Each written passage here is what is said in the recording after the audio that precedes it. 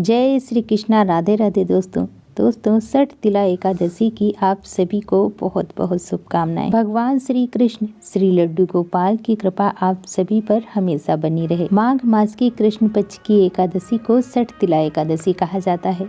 इस दिन भगवान श्री हरि विष्णु की पूजा की जाती है। इस दिन काले तिल और श्यामा गाय के दान का विशेष महत्व है। सठ तिला एकादशी का यह व्रत करने वालों को रोगों से मुक्ति मिलती है और सुखों में वृद्धि होती है। भगवान श्री कृष्ण बोले, हे नृपश्रेष्ठ, माघ मास की कृष्ण पक्ष की एकादशी सठ तिला के नाम से प्रसिद्ध है, जो सब पापों का नाश करती है। अतः इस एकादशी को पाप हारिणी एकादशी भी कहा जाता है। अब तुम सठ तिला एकादशी अर्थात पाप हारिणी एकादशी कथा का महात्म्य सुनो, जिसका वर्णन पुलस्त्य ऋषि ने दालभ्य ऋषि से किया था। एक समय दालभ्य ऋषि ने पुलस्त्य ऋषि से पूछा, हे ब्राह्मण, मृत्यु लोक के मनुष्य ब्रह्म हत्या आदि महान पाप करते हैं, पराये धन की चोरी तथा दूसरों की उन्नति को देखकर ईर्ष्या करते हैं, फिर भी वे नरक नहीं पाते। इसका क्या कारण है? वह ना जाने कौन सा पुण्य दान करते हैं जिससे उनके पाप नष्ट हो जाते हैं। यह सब कृपा पूर्वक कहिए। तब पुलस्त्य मुनि कहने लगे, हे महाभाग, आपने मुझसे अत्यंत गंभीर प्रश्न पूछा है। इस वेद को ब्रह्मा विष्णु रुद्र तथा इंद्र आदि भी नहीं जानते, परंतु मैं आपको यह गुप्त तत्व अवश्य बताऊंगा। माघ माह के लगते ही मनुष्य को स्नान आदि करके शुद्ध रहना चाहिए और इंद्रियों को बस में करके काम, क्रोध, लोभ, मोह, अहंकार, ईर्ष्या और देश आदि का त्याग कर भगवान का स्मरण करना चाहिए। उससे नक्षत्र में गोबर, कपास, तिल मिलाकर उनके कंडे बनाने चाहिए। उन कंडों से 108 बार हवन करना चाहिए। फिर माघ माह में अर्द्रा या मूल नक्षत्र आए तो कृष्ण पक्ष की एकादशी तिथि को नियम ग्रहण करना चाहिए। स्नान आदि नित्य क्रिया से निवृत्त होकर भगवान का पूजन कर और एकादशी का व्रत धारण करके रात्रि जागरण करना चाहिए। उसके दूसरे दिन धूप, दीप, नैवेद्य आदि से शंख, गदा और चक्र धारण करने वाले देव देवेश्वर श्री हरि का पूजन करना चाहिए तथा खिचड़ी का भोग लगाएं। तत्पश्चात पेठा, बिजौरा और नारियल से भगवान का पूजन कर अर्घ्य दें। इनके भाव में सीताफल या सुपारी से अर्घ्य देकर स्तुति करनी चाहिए।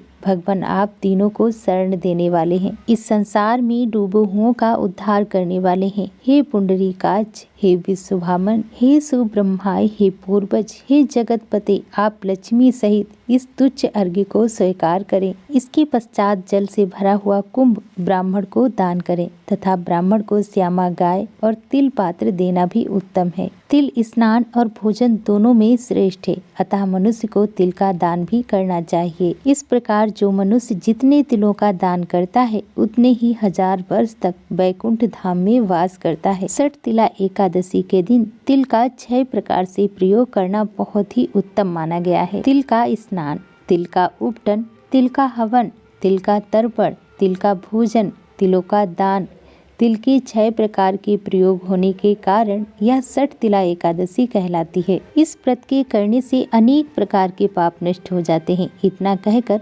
पुलस्त्य ऋषि बोले कि अब मैं इस सठ तिला एकादशी की कथा तुमसे कहता हूँ। एक समय नारद जी ने भगवान विष्णु से यही प्रश्न किया था। तब भगवान ने कहा, हे नारद, मैं तुमसे अपनी आंखों देखी सत्य घटना कहता हूँ, सो ध्यान पूर्वक सुनो। प्राचीन काल में मृत्यु लोक में एक ब्राह्मणी रहती थी।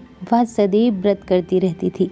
इससे उसका शरीर अत्यंत दुर्लभ और कमजोर हो गया, परंतु उसने कभी देवताओं या ब्राह्मणों के लिए अन्न या धन का दान नहीं किया था। इससे मैंने सोचा कि ब्राह्मणी ने व्रत आदि से अपना शरीर शुद्ध कर लिया है, अब इसको विष्णु लोक तो मिल ही जाएगा, परंतु इसने कभी अन्न दान नहीं किया है, इसीलिए इसकी तृप्ति होना कठिन है। और यही सोचकर मैं भिक्षक बनकर मृत्यु लोक में ब्राह्मणी के पास गया और उससे भिक्षा मांगी। वह ब्राह्मणी बोली, हे महाराज, आप यहाँ किस लिए आए हैं? मैंने कहा, मुझे भिक्षा चाहिए। इस पर उसने एक मिट्टी का ढेला मेरे भिक्षा पात्र में डाल दिया। मैं उसे लेकर लौट आया। कुछ समय के पश्चात वह ब्राह्मणी भी शरीर का त्याग कर स्वर्ग में आ गई। उस ब्राह्मणी को मिट्टी का दान करने से स्वर्ग में सुंदर महल मिला, परंतु उसने अपने आप को अन्न आदि सब सामग्रियों से शून्य पाया। वह मेरे पास आई और कहने लगी, हे भगवान, मैंने अनेकों व्रत आदि से आपकी पूजा की है, परंतु फिर भी मेरा घर अन्न, धन आदि सब वस्तुओं से शून्य है। इसका क्या कारण है? मैंने कहा, पहले तुम अपने घर जाओ, वहाँ देव स्त्रियां तुम्हें देखने के लिए आएंगी। तुम पहले सठ तिला एकादशी का पुण्य और विधि सुन लेना, तब द्वार खोलना। मेरे वचन सुनकर वह अपने घर गई। जब देव स्त्रियों ने आकर द्वार खोलने के लिए कहा तो ब्राह्मणी बोली, यदि आप मुझे देखने के लिए आई हैं तो सठतिला एकादशी का महात्म्य कहिए। उनमें से एक देव स्त्री कहने लगी, मैं कहती हूँ।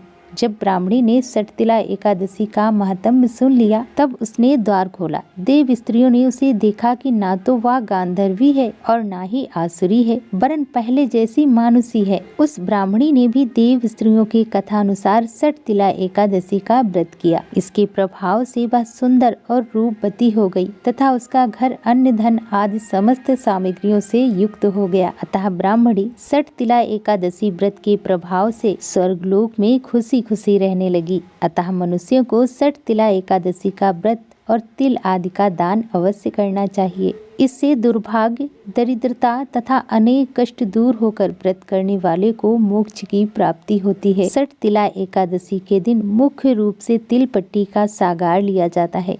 तिल व खोए से बनी सामग्री, दूध, फल आदि ले सकते हैं। बोलो विष्णु भगवान की जय, लड्डू गोपाल की जय, कृष्ण कन्हैया की जय। जय जय श्री राधे।